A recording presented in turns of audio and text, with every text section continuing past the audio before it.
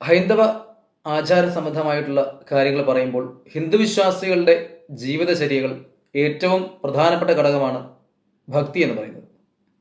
ഏതൊരു കർമ്മത്തിലും ഭക്തിപൂർവമായിട്ടുള്ള അല്ലെങ്കിൽ ചെയ്യുന്ന കാര്യത്തിൻ്റെ ഫലപൂർണതയ്ക്കായിട്ട് അതിനെ ഭക്തിയിൽ അടിസ്ഥാനപ്പെടുത്തിയിട്ട് മുൻപോട്ട് കൊണ്ടുപോകാനായിട്ട് ഹിന്ദുക്കളായിട്ടുള്ള ഒട്ടുമിക്ക ആൾക്കാരും എപ്പോഴും ശ്രദ്ധിക്കുന്ന ഒരു കാര്യമാണ്.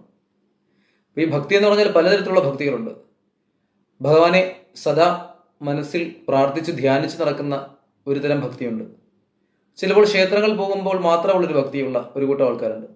അല്ലെങ്കിൽ മറ്റെന്തെങ്കിലും ശുഭകർമ്മത്തിന്റെ ആരംഭത്തിലോ അല്ലെങ്കിൽ അതിന്റെ ഫലപ്രാപ്തിക്കോ വേണ്ടി മാത്രം ഭക്തി ഉണ്ടാകുന്ന കുറച്ച് ആൾക്കാരുണ്ട്. അങ്ങനെ നോക്കുമ്പോൾ ഭക്തി പലതരത്തിലാണ്. പ്രധാനമായും ഈ ഭക്തി എന്ന് പറയുമ്പോൾ അത് 9 തരത്തിലാണ് തരംതിരിച്ചിരിക്കുന്നത്. അതിനെ നവധാഭക്തി എന്നാണ് പറയുന്നത്. അതായത് 9 തരത്തിലുള്ള ഭക്തികൾ. ആ 9 തരത്തിലുള്ള ഭക്തി മാർഗങ്ങൾ